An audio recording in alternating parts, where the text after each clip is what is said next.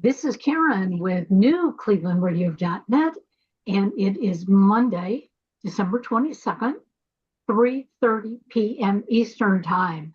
Now, we're bringing you What in the World today. It's on a different day, and it's our last show of the 2025 season. So we're excited that you're all with us. And if you're listening in the future, maybe it's already 2026, and you can tell us what's happening in the future. Um, but I want to welcome you all and thank you for joining us because next year we have some new and exciting things that are going to be happening for What in the World. I think we're going to have a larger audience, and so maybe we'll get more feedback, and some of you can start playing along with us. But in the meantime, I want to wish you all a happy holiday, Merry Christmas, Happy Kwanzaa, Happy Hanukkah. What's your shirt say? Oh, it's the only Christmas shirt I have. It's Oh, basically it's a alien. happy alien Christmas. Yeah. I love it. And that voice you just heard and the guy that just stood up, that is the one and only Paul Seaburn from What in the World? Hey, hi everybody. Thank you, Karen, for that wonderful introduction and little teaser onto what's coming up in 2026. But we don't want to let 2025 go without having a fun What in the World show today. So that's what we're going to do. I'm your host, Paul Seaburn, the editor and head writer at Mysterious Universe for one more week. Uh, and then Mysterious Universe is changing podcast host and discontinuing posting articles on the website. So if you came to us from Mysterious Universe, thank you for being a fan. Thank you for coming to us. And something new on that side will be happening in 2026 as well. I just don't know what it is yet. But we'll figure it out. In fact, if you have any ideas on continuing my weekly wrap up of the week's paranormal and unusual science news, send me a note. Send me a note on Facebook or through my website, paulsiebert.com. Thank you, Karen. The first voice you heard in your ear was Karen Hale, our co-host, producer, and media mogul at newclevelandradio.net. That's where you go to get all the information on What in the World and all the other great podcasts Karen has on her coaching service. Yes, I can. Coaching with Karen, which is our sponsor. A little bit of information on Cassandra Kubinski, the musician who is also our sponsor. Wonderful, wonderful singer and musician. Great song she released for the end of the year by Joni Mitchell. Both Sides Now, really, really beautiful version of that as well. So that's Karen. Please again check newclevelandradio.net. Check for all the information on us, how to download us, how to find us on YouTube.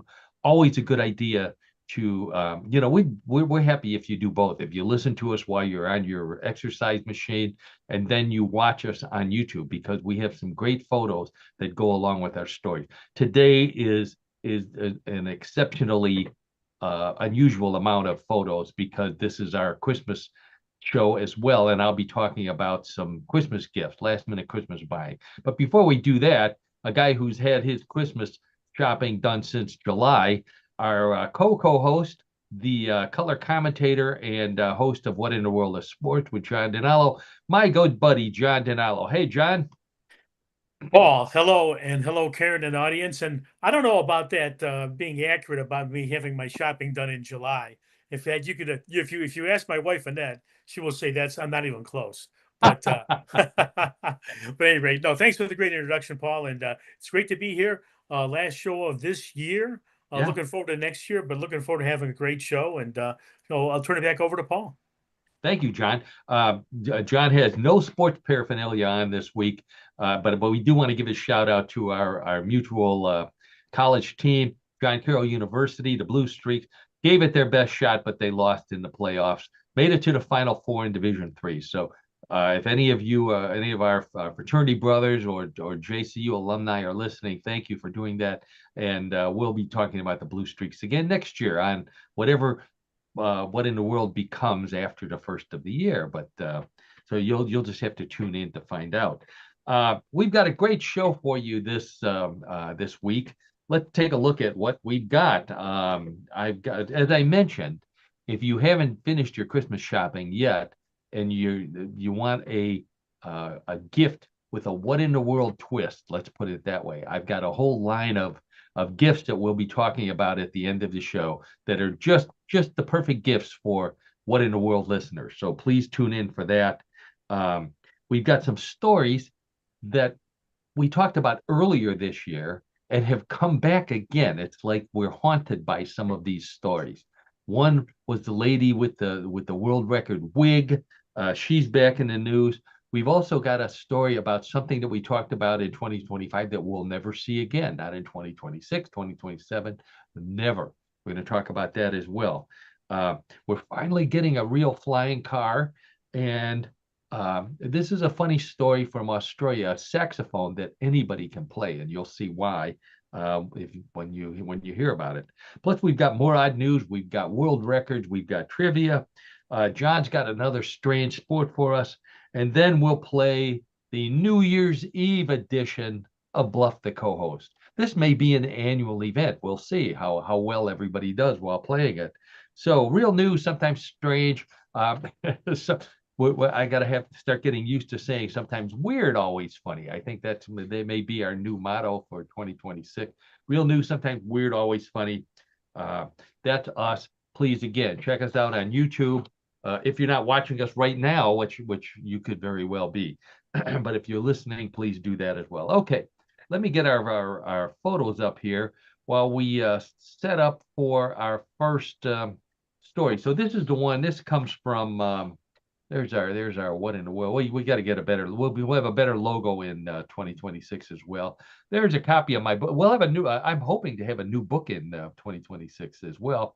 What would you say to a naked space alien? All my favorite funny alien stories from my time at Mysterious Universe. Check it out on Amazon, also on my website, paulseaburn.com. Okay, John or Karen, do you know what a didgeridoo is? It's a musical instrument from Australia. There you go. That's right. I think I may have given some hints in my introduction. That's exactly correct. That it sounds like it could be an animal from Australia, like the kangaroo, the didgeridoo, it could be. It also sounds like it could be a noise that an animal from Australia makes, like didgeridoo. Of course, it would probably sound more like a Bigfoot howl, knowing what we know about the animals in Australia. Maybe even a Bigfoot that took music lessons, which is, I think, what the real didgeridoo sounds like. So there's this guy, a didgeridoo player. His name is Elda Blau. Elda Blau is his name. He decided he could improve on the didgeridoo. How did he do that? He combined a didgeridoo with a saxophone and came up with the saxo didge. That's what he calls it. The saxo. Wow. Yeah, kind of cool looking. It reminded me of that story we did a couple of weeks ago about the guy who gave mouth-to-mouth resuscitation to a snake. That's kind of what it looks like he's doing with this didgeridoo. Anyone, if you've ever seen a didgeridoo, I think I have a photo here of one there. They're usually long and straight, 4 or 5 feet long. But this particular one, he reshaped it. He bent it somehow. Bend me, shape me. Remember that song, John? Yes, I do. The Americans. Yeah, Jane the Americans. yeah. So somehow he changed the shape of it, and he also changed the sound as well.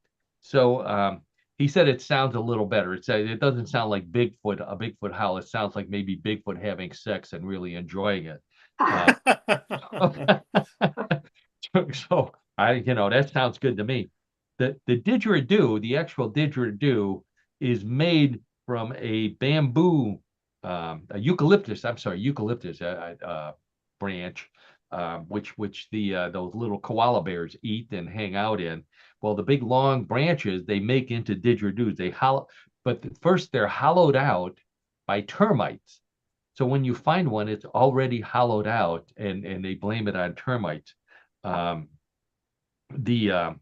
So this guy's concerts, this Elda guy, his concerts are very popular with anteaters because if there's a few left in at the end of his didgeridoo, he blows them out into the audience. And Okay. oh yeah, there, believe it or not, the didgeridoo is used in a number of by a number of rock bands. Now, none that who was that again? Jay and the Americans. I don't think they used a I didgeridoo. don't. I'm gonna guess not. No, I don't think the Rolling Stones or any American bands did. But in New Zealand, there's a band called Like a Storm, which plays heavy rock, like Led Zeppelin kind of rock, on a didgeridoo. There's also a surf rock group in Australia called King Stingray, which uses a didgeridoo. Uh, Unfortunately, they're not too popular with marching bands down there, just because you keep poking the guy in front of you in the back of his head. Yeah, I could see that. Wow. Yeah. The Ohio State, I don't think would be using any of those anytime soon. So, Chicago, I didn't know this. The band Chicago tried a didgeridoo once on one of their biggest hits, but they decided if they used a didgeridoo in it, it would have been called 25 or 6 to forget it. I think I swallowed a termite. I think that's what it would have been called. Oh So boy. so, anyways, I thought that was a pretty interesting little instrument this guy came up with, the saxo didge. So look for that in a band for a list of instruments for your favorite band. All right.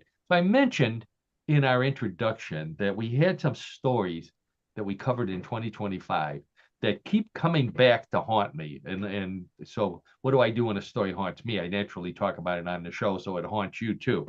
Um, the like this one, I don't know if you remember us talking about this, John and Karen and everybody out there, the human washing machine. This was a pod shaped Yep. bathtub, but Hmm. enclosed. It had a lid on it, and the lid would lift up, and you got into the bathtub, and then the lid would come down, and it shot you with hot water and soap, and somehow it soaped you up and cleaned you up and rinsed you off, and I think it dried you too. I think there was a fan in there that dried you.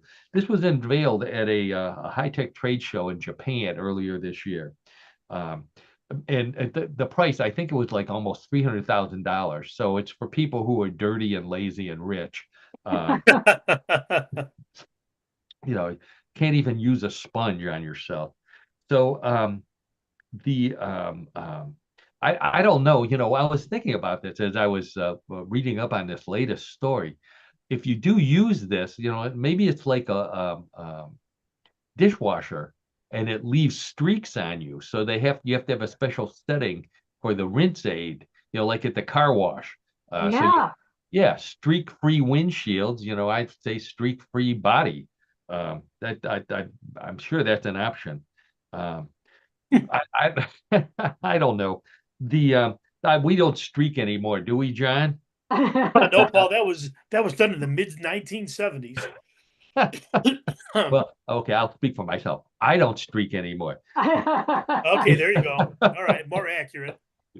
I'm thinking though, this rinse aid thing, John, might be good for bald guys.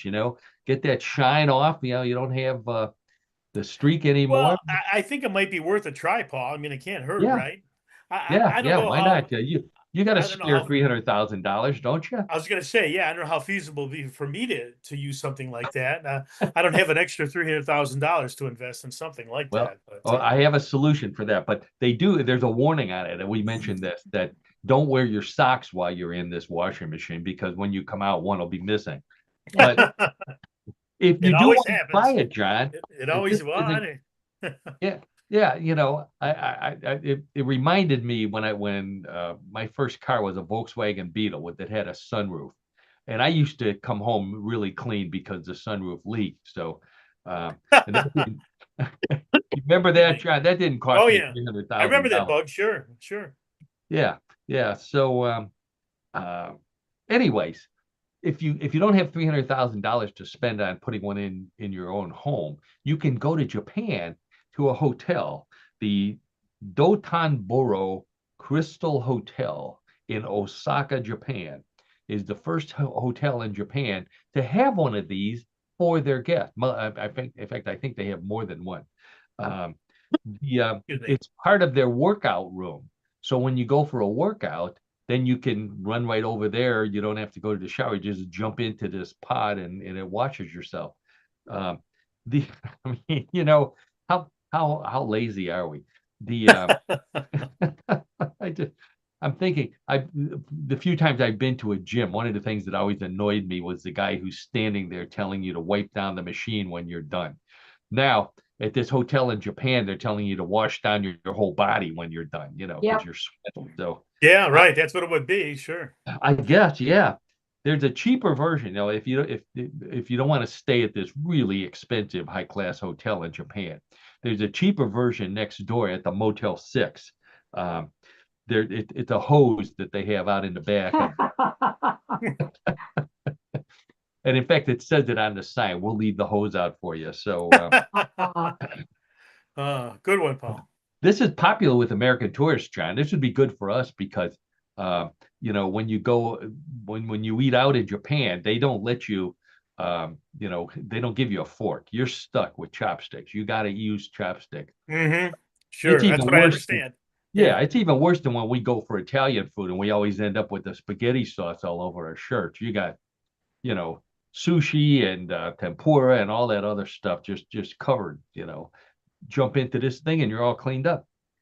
It serves its purpose, right? And solves the problem, right? I guess the only thing that bothers me about this being in a hotel, and I've stayed in plenty of hotels in my day. Unfortunately, that most of them were cheap hotels. This reminds me of the ice machine. You get a long day at work or a long day of traveling. All you want to do is crash, and the next thing you know, you just fall asleep, and somebody's getting the ice out of the ice machine at this hotel. Yeah, somebody's jumping in to take a quick rinse before meeting their girlfriend in the human body machine. I don't know what they do over there. Even worse, if the guy's really dirty, he puts it on heavy duty cycle, and then he's in there for a half an hour. There's a spin cycle at the end, I don't need that. Very involved, it sounds like, Paul. Very involved. I've thought about this too much, John, obviously. So let's move on to something that I wish I was getting for Christmas this year, and that's a flying car. Again, not something I can afford, but we're the George Jetson generation. The three of us are, I think many of our listeners are. We were promised flying cars. We fell in love with them when we watched the Jetsons, and we thought we're going to have one by it's certainly by the time we reached our age today. Right. Well, there's even a company that calls itself Jetson that's trying to make one, but they haven't come out with one yet. It looks kind of like one of those drones. And I'd hate to get into one of those because I figure I'm flying over and some kid is flying his drone and his little controller gets mixed up with my car and he starts flying me upside down. And I don't need that. Not good. Not good. No. So, but before I move on from the Jetson car, we remember this. You remember what it looked like with the bubble top. I remember, yes. Yeah, it fit 4 people. I didn't know this. I looked it up. That was based on an actual car, a futuristic car that was tested out by the Ford Motor Company. And I found a photo of it. Right? Oh no, that's the flying car right there. Let's see. Here's the car that the Jetsons car was based on. Yep. Isn't that cool? It is cool. It looks like is that a Thunderbird chassis? It's close, yeah, I would say. But I couldn't think of any other car that it might look like. So that it's pretty. But unlike a Thunderbird, the steering wheel is in the middle of the dashboard. So wow, yeah. Yeah, the only person in the front seat was the driver, and then there was room for 2 passengers in the back. It was called what was it called? The 1954 Ford FX Atmos concept car. That's what it was. The 1954 Ford Atmos.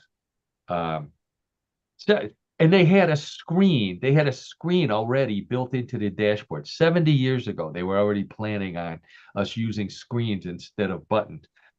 A- Oh, And we still don't have it's still they still don't work very well. yeah. I believe 70 years they ought to work. So I showed had a sneak peek there. There's the actual flying car. Aleph Aeronautics of California announced that they are shipping the first models of this flying car. So that they will be delivered this year, 2025. They're going to, Wow. yeah, yeah. They're going to people who paid, get ready for this, $275,000 to be the first owners of this flying car. And they had to sign a waiver that this is the beta test model. This isn't the one that they'll actually be selling. So they're anticipating problems, and you're agreeing to let the company know if you encountered anything like it flying upside down, or I don't know what else it might do uh, that would be out of the norm. Um, Top speed 25 miles an hour on the ground. So this is not a Thunderbird or a sports car. It's like a golf cart basically. But I would use one of these for a golf cart because it also flies. So you get to the hole and then you do your vertical takeoff and you can see what do you have a dog leg or I don't know what other golf terms. That would give you a competitive advantage, I think, Paul. Right? Yeah, Yeah, yeah. sure. As long as the people playing behind you don't hit you with one of their drives.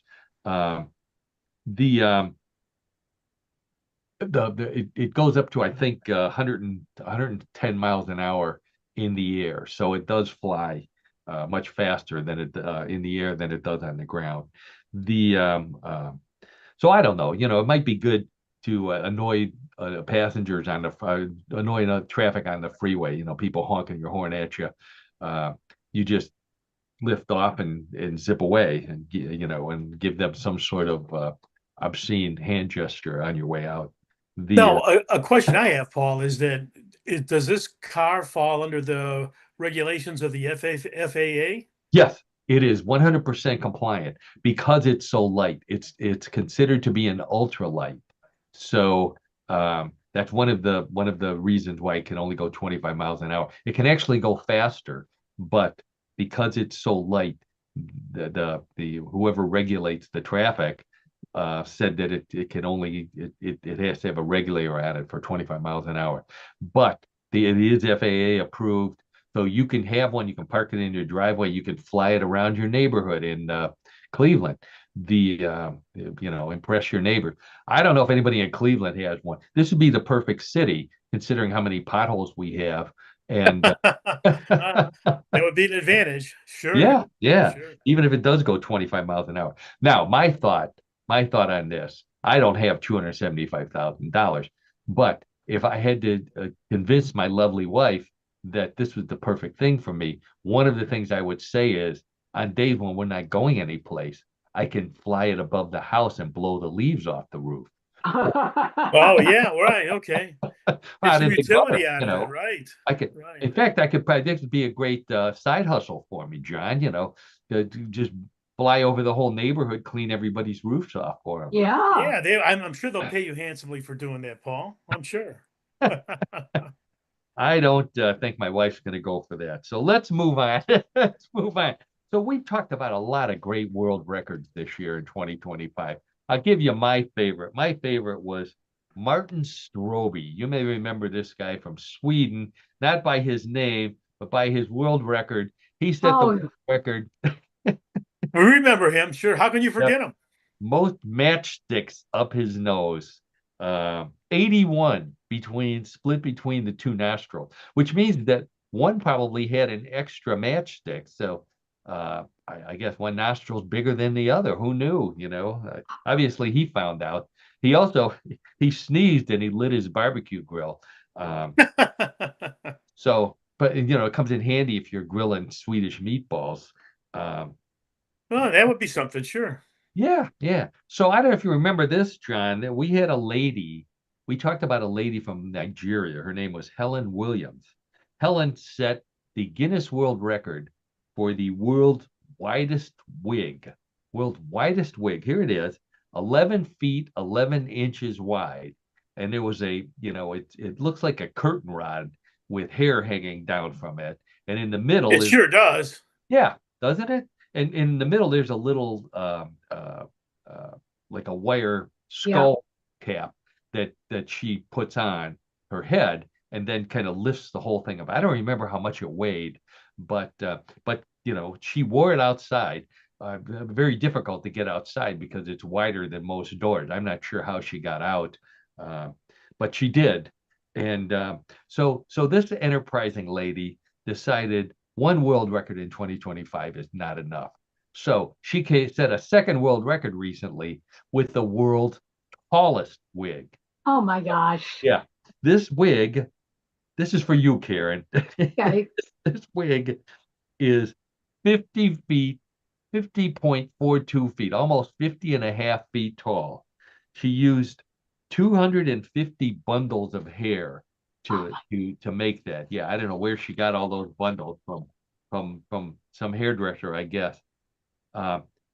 She said it looked like a hard job building it, but her staff, she has a bunch of people who helped her do it, and they didn't mind because they were all getting high on the hairspray that they needed.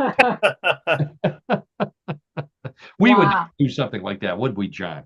No, definitely not. But definitely not. I was thinking about this is like a reverse Rapunzel, instead of sure. Rapunzel, let down your hair. Rapunzel, put up your wig so I can climb down and visit you or slide down. I think if it's greasy enough, she's this is the perfect thing if she's dating a tree trimmer. Be great. Oh, can you? I can't imagine, Karen. I don't know if you've ever worn wigs, but I can't imagine wearing something that tall. It's giving me a migraine just looking at it.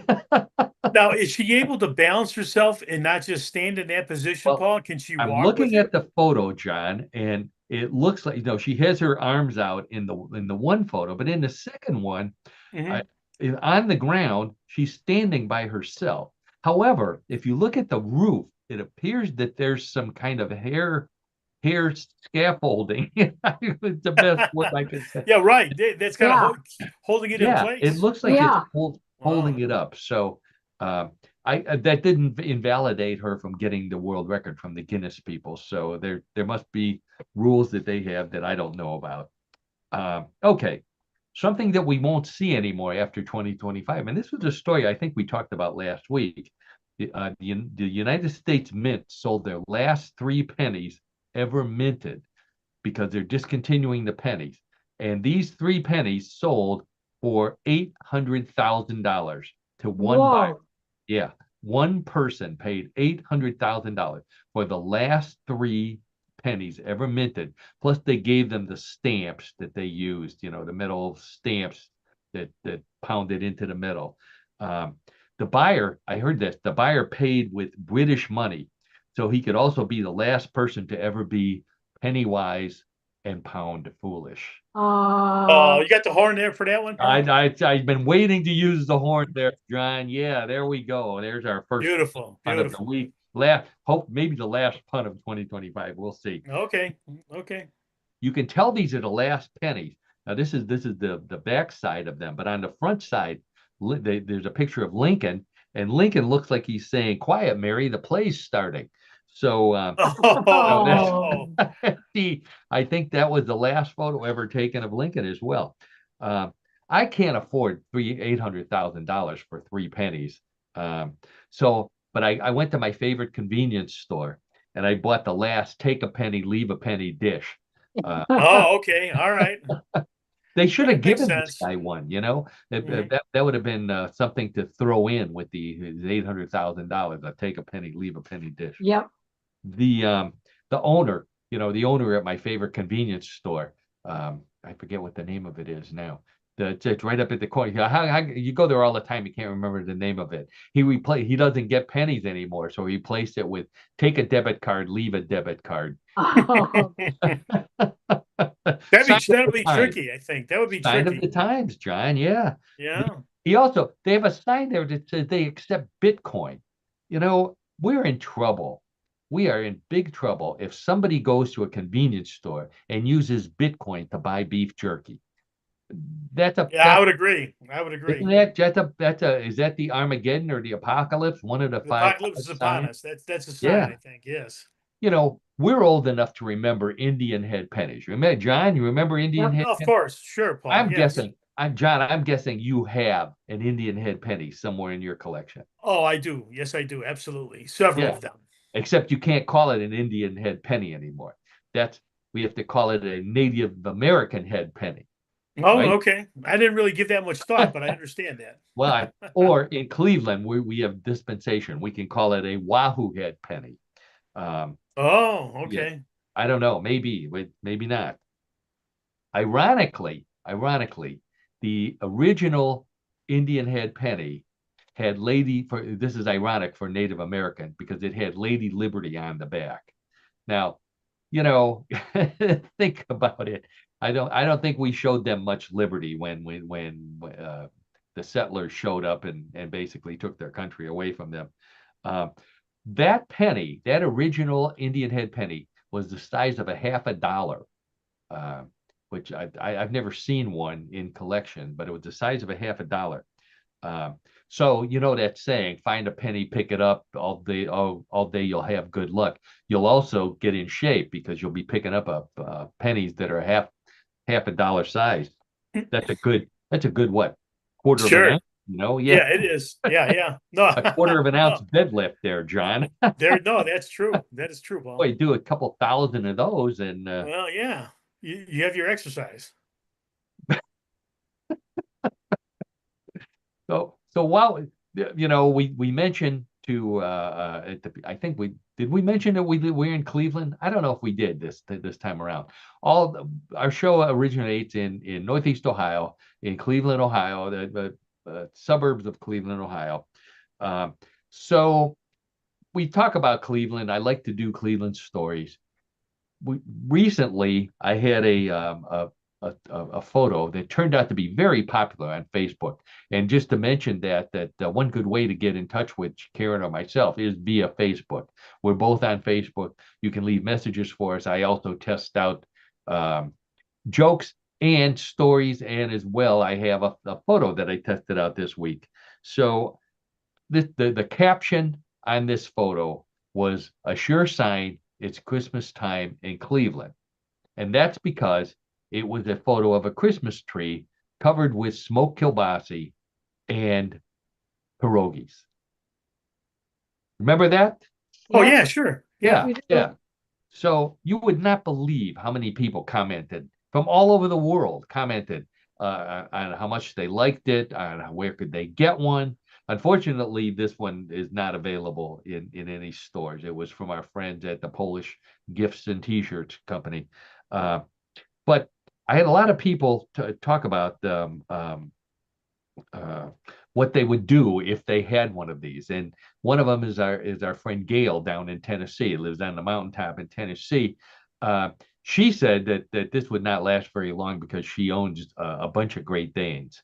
And I think, I doubt that she could even get it decorated without them already chewing it apart. Like, yep. Yeah.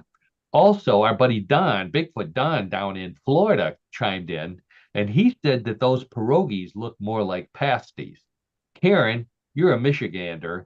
You Yeah. remember pasties from Michigan? No. No? Oh, I thought that was a Michigan thing. I remember them. They originally came from Cornwall, England, and they were like a pizza dough folded over, and inside was they would layer it with meat and a vegetable and a dessert like apple, and then they would pinch it and they'd bake it. And at lunchtime, the wives would go to the guys in the tin mines in Cornwall, and they would throw the pasties down to them, and that was their lunch. And they could hold it on the crust so that they wouldn't, their dirty hands from mining wouldn't get into the food. So he said that looked like some people in Cleveland like to deep fry their pierogies, and they like to make them extra big. John, I don't know. You like the little ones, don't you? We like the little ones, right? And we saute them. We just saute them with butter and onions. They turn out great. The traditional way to do it. That's right, the Cleveland Yes. way. But oh man, talk among yourself. Well, okay. We're just waiting for you, Paul. You got to come back. Absolutely. I'm choking on thinking about those pierogies there. Oh, look at those socks. Yeah. So anyway, so I had some people ask, excuse me, if you eat these big pierogies, you're going to end up shopping at the big and tall shop. Boy, I'll tell you what. Let me try again here. Oh, we've got to get you something stronger to drink. Boy, I didn't know what my wife put in that water, but there we go. All right, So, you sound right now. oh, really? That would be a first. So although we don't have the tree for you, we do have some other gifts in the pierogi and kielbasi line. For example, as Karen pointed out, here are some kielbasi socks. There's pictures of kielbasi all over them. There's a little slogan. It said that someone say kielbasi. So perfect gift for your Cleveland friends right there. And also pierogi socks. These look like they might be some of those compression socks. So, you get Yeah, really. good for your legs and good for your waistline as well. Maybe bad for your waistline. I don't know.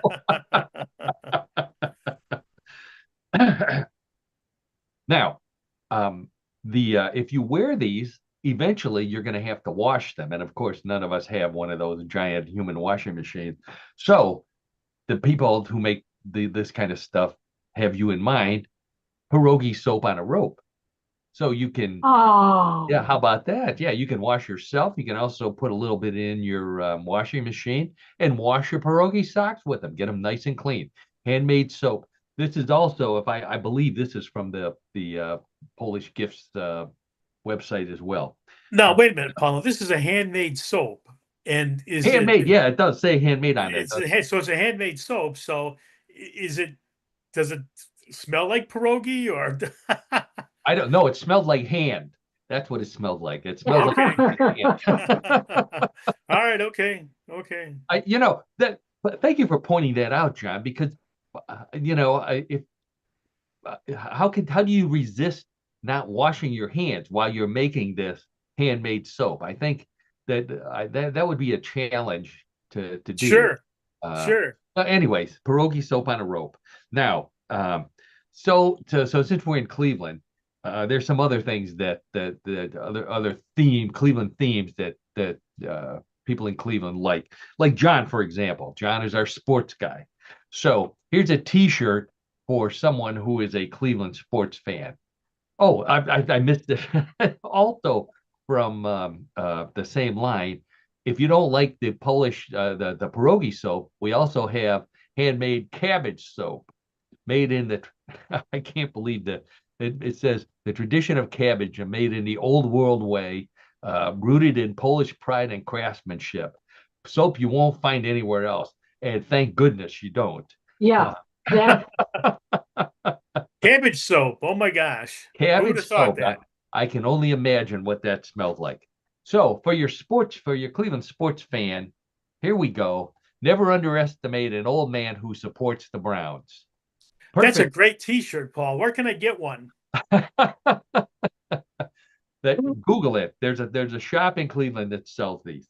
Okay, thanks, Paul. Wow. Now, but also, John, while you're wearing this shirt, you if someone asks you why you still support the Browns, you can say, put your beer in a koozie that says, "We almost always almost win."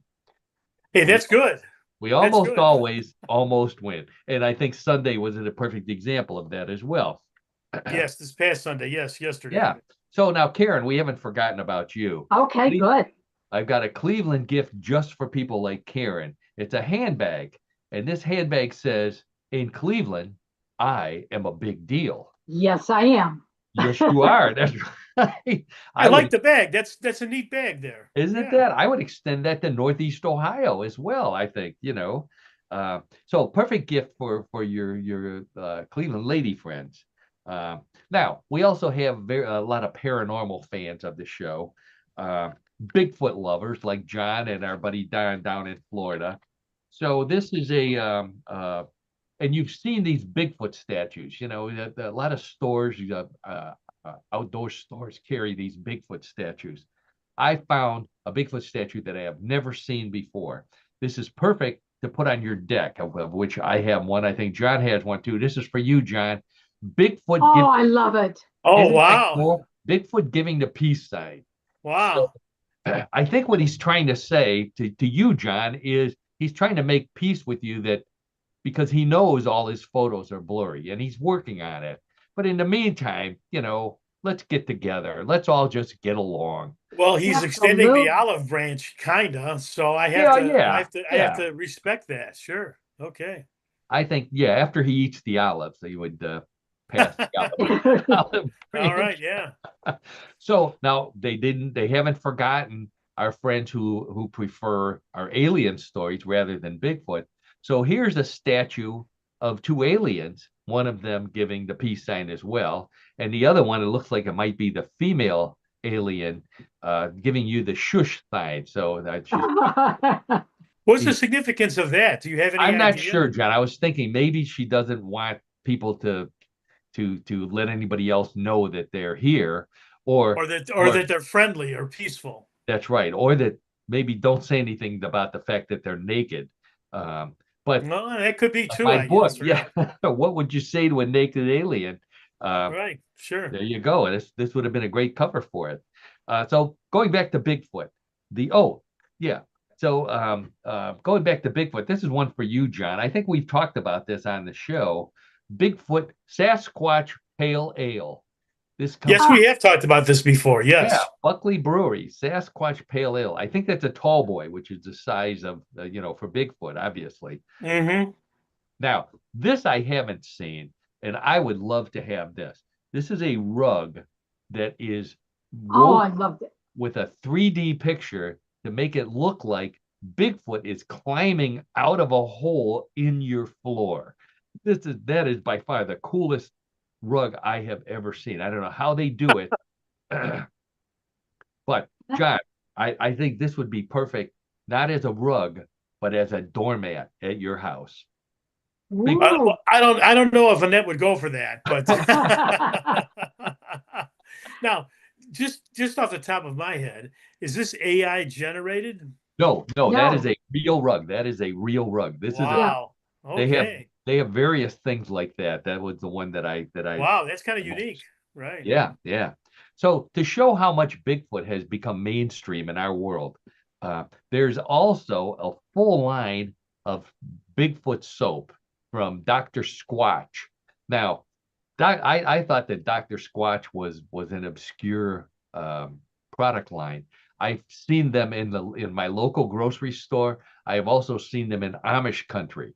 Uh, we went into an Amish store not far from Cleveland, and they had the full line of Squatch paraphernalia, not just soap. They had perfume, they had aftershave, they had liquor, they had all kind of stuff from Dr. Squatch. So Wow.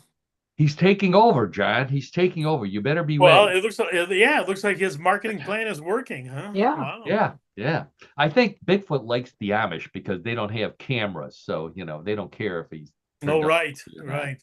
He can go Now, undetected. yeah. Now, Karen, I haven't forgotten about you and Okay. your favorite monster. So we have for Karen, Chupacabra beer. Oh, I How love about it. that? Wow. I don't remember talking about this, but it says aged stout, aged in coconut, marshmallow, hazelnut, and white chocolate. That's That's an wonderful. odd combination for beer. Does it sound tasty to you? Well, I like all those flavors. I don't like beer though. Oh, we'll get it without the beer, just Yeah, I'll get it without the hold beer. Hold the beer. Yeah. Hold the beer. Okay. If you don't like beer, Karen, here's another one for you. This is a chupacabra ornament. Now I thought, Oh, but yeah, Karen doesn't have a Christmas tree, but you could wear this as a necklace, Karen. Wouldn't or I that can be wear it cool? as earrings. Oh, yeah. Oh, that'd be great. Get two of them Yeah. and wear them as an earring. Yeah, yeah, wear them as earrings. The I don't think you can hang it on a menorah. That probably wouldn't look good. Oh, Uh, why not? why not? Okay. Now, also, Karen, for those pesky peddlers who come to your door, trying to sell windows and all the other stuff that they sell.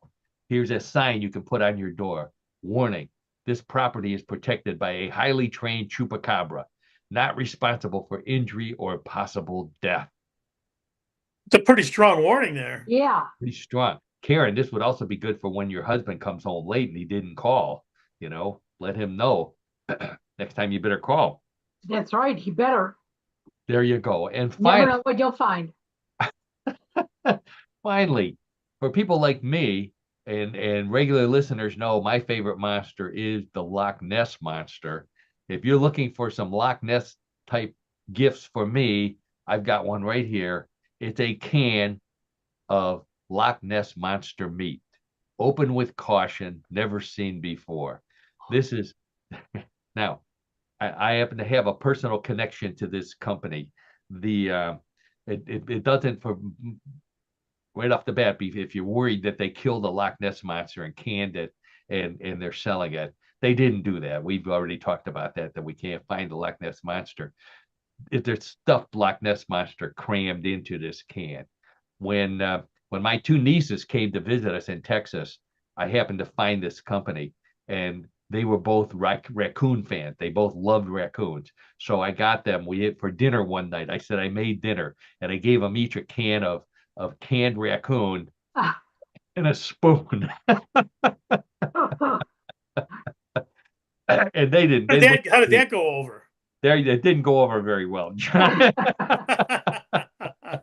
They Now, remind me of it to this day. let me ask you this. So this is canned meat that's No, here? it contains that stuffed animal right next to it. Oh, I see. Okay, good. Yeah, Okay, good. there's a All right. stuff. Oh, they have a whole line. They have buffalo. They have it's the coolest thing. I forget the name of the company, but just look, do canned Loch Ness monster would probably get you to the website. Okay. Yeah, Okay. yeah. So if you a last minute gift for your wife, Don't know if that would go over very well. Might be a gift not to give. Yeah. All right. So on that note, that's our Christmas gift list for your paranormal, for your What in the World fan friends from us at What in the World. That means we've reached the end of our segment, the last segment, my segment for 2025. That means it's time for the last segment of What in the World of Sports with John Donalo. So regular listeners know John and I went to college together. We're fraternity brothers. John knows more about sports than anybody I know. Although I haven't given him much of a chance to talk about sports this week, now is his chance. Every week he comes to us with a sports story, a sport that you've never heard of. This week is no exception. John, take it away. Oh, thanks, Paul, for the introduction. Appreciate it. So our sport this week, as Paul indicated, is one that you've probably never heard of. And the sport is called Kahuru in the country of Bhutan. But we would call this sport extreme lawn darts. Let me explain. If you are of a certain age, and many of us are, you may remember the game of lawn darts. Oh, The game was, go ahead, Paul, go ahead. yeah, go ahead. Well, all right. So the game was the rage in the 1960s and 1970s until so many people were injured by playing it that the sport was actually banned in the United States, but it was not banned in Bhutan. So Kahuru is a popular traditional Bhutanese dart game similar to darts, but in this game, players use large wooden darts with metal tips. Big metal tips. Big metal tips. Yeah, yeah. The game is played for fun, and also for the community on holidays involving the throwing of these darts at a small wooden target, and they were throwing it from significant distances. I'll explain that to you shortly. Points are scored for hitting the target and often accompanied by music and celebration, in contrast to Bhutan's national sport, archery, which is more staid and people really do not communicate much during it. So, Kahuru is a team sport, and each team has 10 players, 8 active players, and 2 substitutes. Each team is led by a team captain selected from amongst the players, and there's also a manager or a coach that coaches the team. Now, players participating in Kahuru need to have a strong arm and concentration. As to how the game is actually played, the equipment that is used are long wooden darts, as you can see there, with metal points. And again, the small wooden target block is fixed in the ground and again, cannot be moved. The objective is to throw the darts to hit the target and score points. As for scoring, 2 points are awarded for hitting the target, and 3 points are awarded for hitting the bullseye. As for distance, men throw from 115 feet, and women throw from 89 feet. And there are variations possible, but most of the competition involves those throwers being that far away from the target. So we've been looking at photos here. You said 115 feet, which explains why these guys and women, there was one woman in there, throw overhand as opposed to lawn darts, which we threw underhand like. Oh, exactly, Paul. horseshoe. Sure. Yeah. That's exactly right. Sure. Not only are these things look like they're even bigger than lawn darts and heavier. And Oh, these yeah. people They look. Well, that's why you need to have a strong arm. yeah, At they're least flinging physically, them. sure. They're flinging Sure. those things. Oh, yeah. Now, as for the gameplay itself, players do take turns, often in teams, and there's festive elements such as music and dancing, which is part of the activities. That's why it's kind of a unique sport. As to cultural significance, Kahuru is more affordable and much simpler than archery, making it widely popular. Wow. As a social event, it is a sport which fosters community, camaraderie, and it now has become central to Bhutanese cultural festivals. Also, women now increasingly participate in Kahuru tournaments, which reflects a recent cultural shift, whereas previously it was more of a male dominated sport. Wow. In closing, while Kahuru is extremely popular in Bhutan, don't hold your breath waiting for this version of lawn darts to catch on in the United States. Why? Because it's missing one very important piece of equipment: beer. Oh, That's right. That picture of the guy in the beginning with the lawn darts. I don't know if you noticed, he had a beer in one hand, which I think contributed to also to the danger of the sport. Right. Wow. I can't believe that there's somebody still doing this, and it's almost a national sport of a country. It's very, very popular. I mean, Yeah. doing the research on it. And of course, Bhutan is a small country in Asia, right? But Yeah. yeah, it's still Near India. Yeah. This yeah. was my favorite photo, John. This is a picture of a Kuru tournament, and the first prize is a washing machine. love it. Yeah. We're back to the washing machine again. This time, not for a person, but washing machine for clothes, I would assume. Yeah. And the target is tiny. It's like Sure. not much bigger than the post that you use for horseshoes. So Right. And again, as I mentioned before, the target is fixed in the ground. yeah, Okay. I mean, it's not moved during the competition at all. It's like in one location, and that's the target you have to aim for. yeah, they're flinging it. It's almost like a javelin thrower. That's Yeah. Right. what I Right. think the Yeah. best way to describe it. So what a cool sport. I just from a part of the world we don't know much about, and now we know a little more. And we have a good reason to not go there, at least during Cool. That's a way of putting it, Paul. I like that. That's a good way of putting it. Yeah, so I thought, I have played lawn darts. I'm sure all the rest of you have of a certain age. I was also participating in a game where my cousin was injured with a lawn dart. So luckily not seriously. So I know how dangerous they are. Uh, and that was the only thing I thought time I could remember playing. And then John, I thought back to our days in college, and I can remember when we were challenged to a game of lawn darts by one of the other fraternities on campus. Do you remember doing that? I'll tell you, I have to say that I don't, but I'm sure that you'll have some information that'll spark my memory here. You're so lucky, John, that I saved all of my Carroll News, just stacks and stacks of the newspaper, and I have Okay, photos to okay, prove it. sure. So, Okay.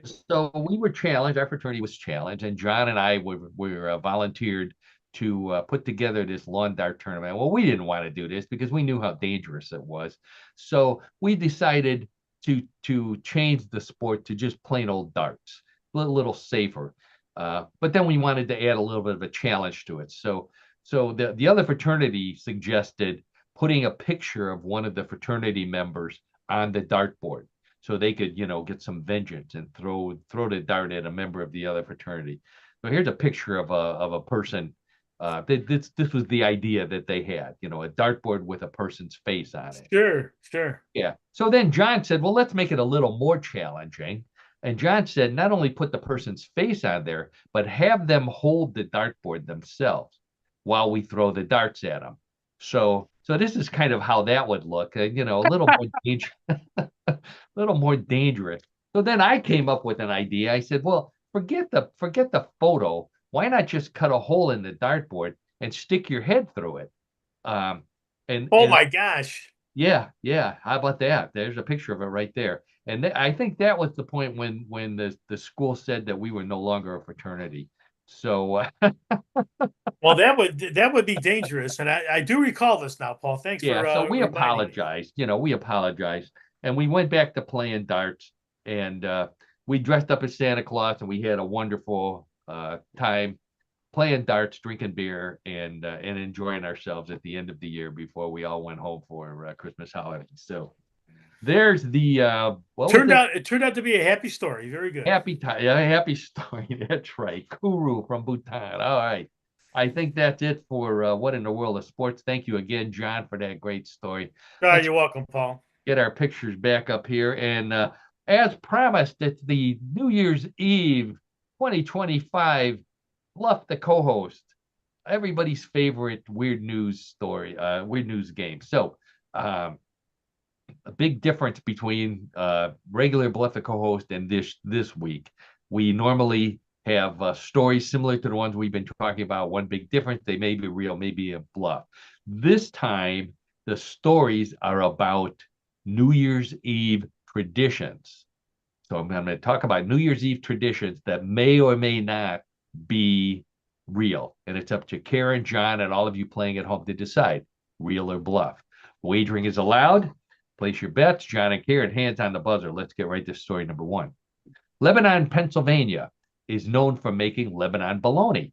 So it's no surprise that the town holds the annual New Year's Eve bologna drop, where it drops a real 150-pound Lebanon bologna into a cheering and possibly inebriated crowd of people. The annual bologna drop began in 1998, and the bologna is all beef, smoked, and cured in the traditional Pennsylvania Dutch way. After it is dropped, local officials sliced it up, give some to the hungry crowd, and the rest of the bologna to local charities. And that is no bologna. Okay.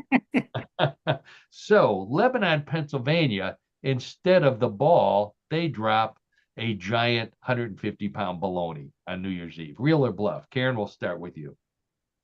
Well, as odd as it sounds, I'm going to say it's real because there seem to be all these imitation drops of, they do don't they drop some sort of a fish in off Lake Erie somewhere? Okay. Yeah.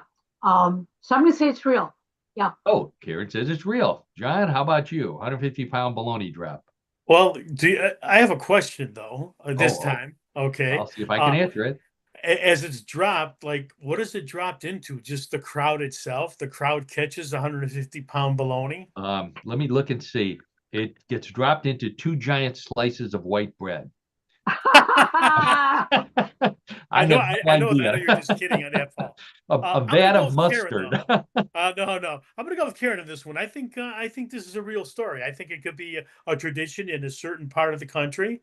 Uh, and I'm sure people like bologna in that part of Pennsylvania. So I'm gonna say it's a real story. Okay, sounds good. Yeah, no offense to anybody from Pennsylvania. Let's check with the judges. Karen and John both say it's real, and the judges say congratulations to both of you. If you want to see the bologna drop, go to Lebanon, Pennsylvania on New Year's Eve. All right, very good. How All right, about that? Karen. Oh, Congratulations. So the off score's and tied running. 1-1. Very good. Yeah. Very good. Okay, let's get right to story number 2. Folks in the city of Tallapoosa, Georgia, celebrate at midnight on New Year's Eve by lowering a possum named Spencer to the town square. The tradition was started by a local taxidermist named Bud, who found a possum along the side of the road. Bud said he wasn't hurt at all, except he was dead. Bud decided to stuff the possum and name it Spencer after a famous local businessman. Then he remembered that Tallapoosa used to be called Possum Snout. So he decided to celebrate New Year's Eve by putting Spencer inside a wire ball decorated with Christmas lights and lower it from the tallest building in Tallapoosa. The possum drop was so popular, it has become an annual New Year's Eve event. Okay, so Tallapoosa, Georgia drops a dead possum on New Year's Eve. Real or bluff? John, we'll start with you. Well, I'm going to say it's real. Okay. I mean, Karen mentioned earlier, there's all kind of things being dropped now. A dead possum, that's possible. And it's got some significance to that specific part of Georgia or that small town. So I'm going to say it's real. Okay, John says it's real. Karen, how about you? It's possum bowl.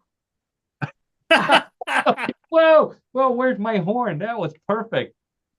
I'm going to say it's real. Wow, well, very good, Karen. Now, Possum bowl. That's I've great. trained you well, Grasshopper. That's The great, Karen. So Karen and John both say the possum drop is real. Let's check with the judges, and the judges say if you want to see the possum drop, go to Tallapoosa, Georgia. That All is right. the Very story. How good. about that? Wow, Well, ooh, that's boy, you great. guys are tough. So scores tied 2-2. Points are double in round number 3. It doesn't really matter this week. Somebody's going to go home a winner, possibly both of you. Story number 3.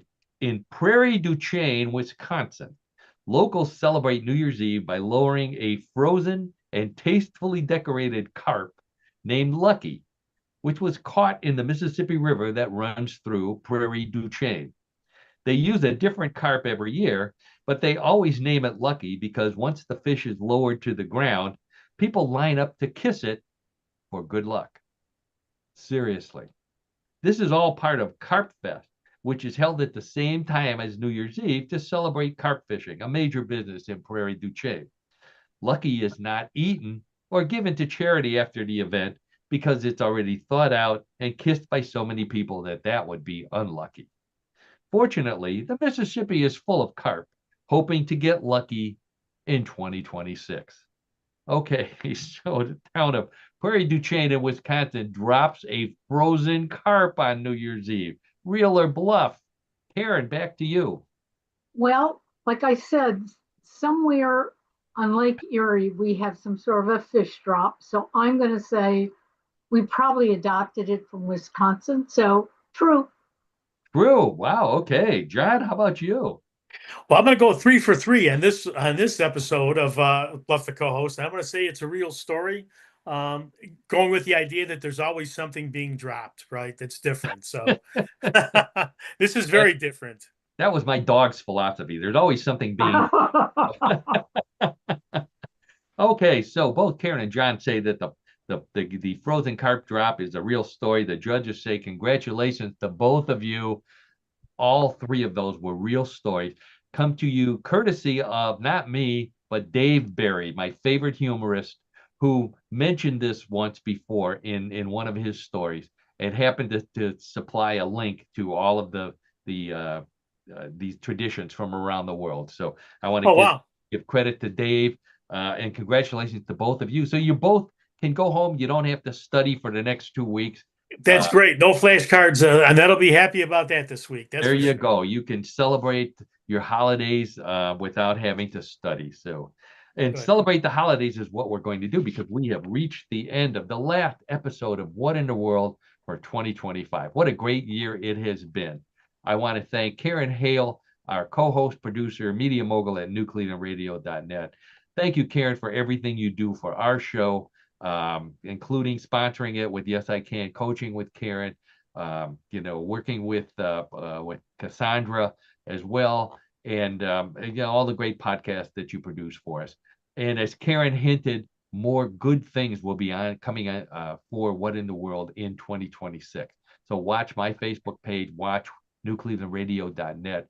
We'll be dropping hints as things as they happen. But it's going to be big. It's going to be fun, and you'll want to be there for it. So again, thank you, Karen, for that. And as always, I thank my old buddy John Dinalo. He for our co-host, color commentator, and all-around sports guy, all-around good guy as well.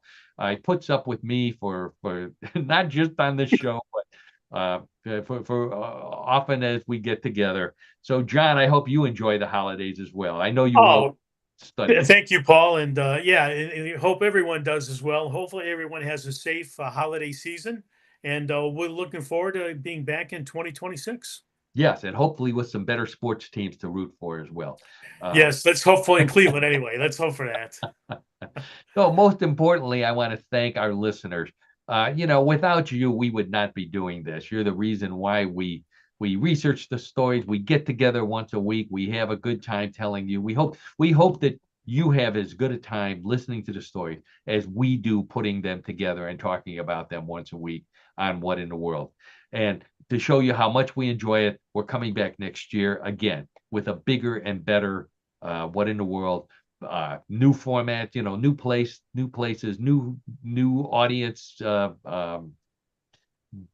width of audience, depth of audience, number of audience members as well. All that good stuff helps us produce a great show for you. So on that note, thank you to both of you again, and happy holidays to both of you and all of our listeners out there. Enjoy yourselves. Stay safe over the holidays. Drive carefully. Don't eat too much, because we want to see you next year. Absolutely. Oh, thank you very much, Paul. There And you 2026 means you are starting your 8th year. Wow, 8 years with What 8 years. Holy smoke, Yeah. that's unbelievable. That Yeah. is that shows you how much we love doing it. 8 We years. do. We Yeah. do. Yeah. So thank you, everybody, and see you